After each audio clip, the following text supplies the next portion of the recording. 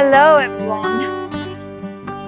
We've had such a busy last couple of days between planting and watering and digging out the polytunnel. I'm just going to sit and have a few minutes out here listening to the birds and just appreciating everything because, it's something we forget to do at times, is to just stop and appreciate. So I just thought some people address me as Danu. And so I thought I'd just put the record straight. I am not Danu.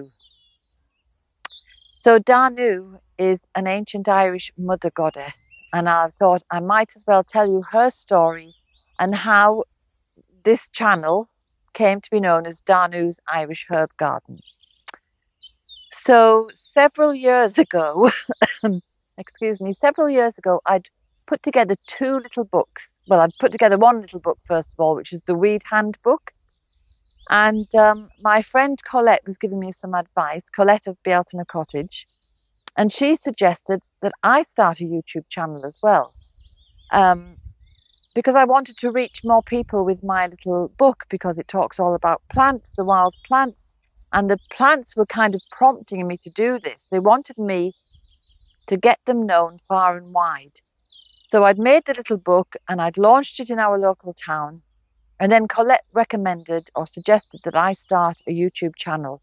So I was racking my brains for a name, and I came up with Danu's Irish Herb Garden. So Danu is the mother goddess. She is the mother of the tribe, which is Tuatha De Danann, the tribe of Danu. And as I say, she's an ancient goddess. She shares her name with an ancient Vedic goddess as well, because we do have a history of an Indo-European movement across the continent. And anyway, the Tuatha De Danann apparently, according to legend, arrived to Ireland through a mist, either in a ship or a flying ship. Some say they came from the north, other people say they came from the west. But nevertheless, they arrived here and made Ireland their home. And Danu is not just the mother goddess of her clan or her tribe. She is the ultimate mother goddess. And she would have given birth to everything in our universe, or everything on Earth, including the Earth herself, through parthenogenesis. So we don't really know much about her in comparison to all the other goddesses within the tribe. She seemed to have arrived with her children, and then she seemed to just step out of the history books, step out of the legends and the myths. So it's difficult to really put a face to the woman or put any kind of form to her, because we don't really know very much. But what we do know, which I find interesting, is that her husband was named Bile. And Bile was the spirit of an oak tree, and this was a magnificent, very special oak tree which stretched between earth and the sky. So it was a bridge between earth and sky. And so Bile was her husband, but he died, and he went into the underworld, or the lower realm, but he came back again.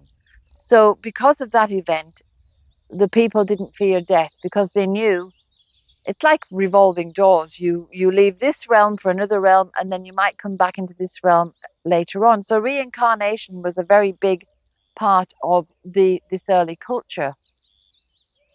But what I find interesting about Bile is that tree that he was became synonymous with the tribe, the Tuatha De Danann. And then other clans that would have sprung up, such as my clan, the Connerys, or the the Kerrigans or the O'Malleys, or any tribe, would have had their own Bile.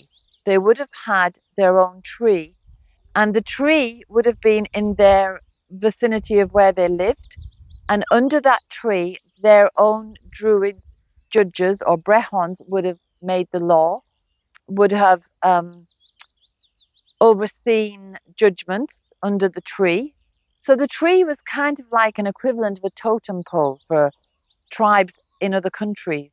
This tree would have represented the soul of the clan, the tree would have represented all the judgments made, and it was kind of a rallying call that people would come to the tree in times of celebration, in times of danger, and this would have felt like their home spirit, their hearth spirit, I suppose.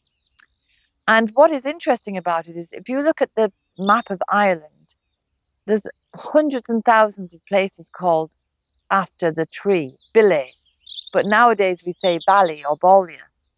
And so I live in Ballyconneely or Ballycanola, which would be the tree of the Keneally in English.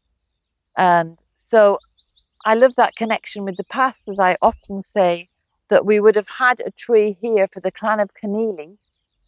And who knows when that clan was commenced, when it developed, when it became a large group of people. But they must have had a tree here in the midst of time going back. And so that's the story of Danu, that she had her husband Bille, that the clans all began to have their own trees with their own clan spirit in it. And I decided to choose the name Danu because she's an earth goddess. And I wanted this garden to pay homage to her, I suppose, to represent our gratitude and to give something back to the earth. So this is Danu's garden, and it's a herb garden because, you know, we've got herbs growing here in the grass. We've got docks, we've got dandelions, we've got dead nettle there. The evening primrose is naturalizing itself. There's oxeye daisies, and there's red clover. There's a myriad of herbs or medicinal plants just growing everywhere in this garden, plus the ones that I grow myself. So it's Danu's Irish herb garden, and that's the story. So if you write to me in the future, I'm just Terry. Danu is the goddess, and I just thought you might like to know her story.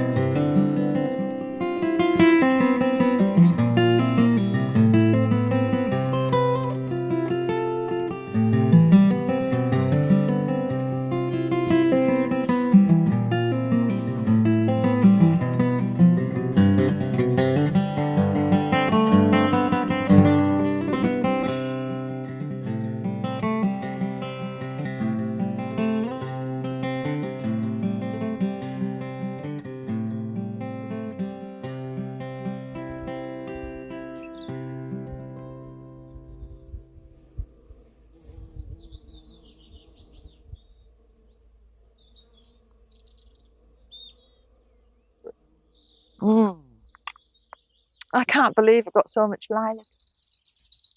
Oh, I just love that smell. But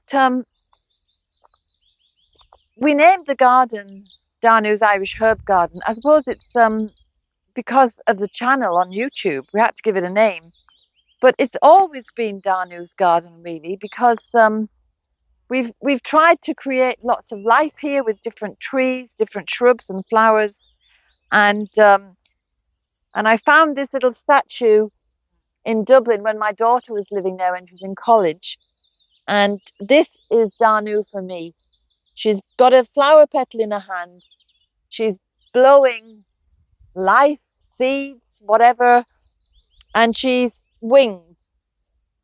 So she kind of represents Danu because the Tuatha De Danann are known today as the She or the fairies because they decided they would go into, after a battle, which is another long story, they decided they would go into the hillsides and into the underworld.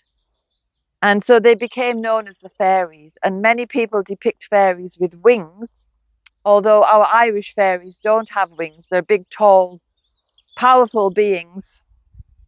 But this, for me, represents Danu. That's what I've designated as Danu. And she's overseeing all of this. And we've got so much growth. So we're so grateful to this mother goddess. There are many other goddesses and mother goddesses in different cultures, but she is ours. And I think she's doing a great job of helping us to co-create this piece of land and turn it into a beautiful garden. So that's just a little story for you, a little bit of history, a little bit of mythology, and I hope you enjoyed it. So I'd better go in now and do a bit of work inside and get dinner ready and feed these cats. Come on then. Come, Spook. So have a wonderful week. I hope the sunshine keeps up. It is just amazing, the weather we've had this last week. I'll see you next Sunday. Come on then. Come on. Come on. Shh, shh, shh. Say bye-bye. Bye-bye.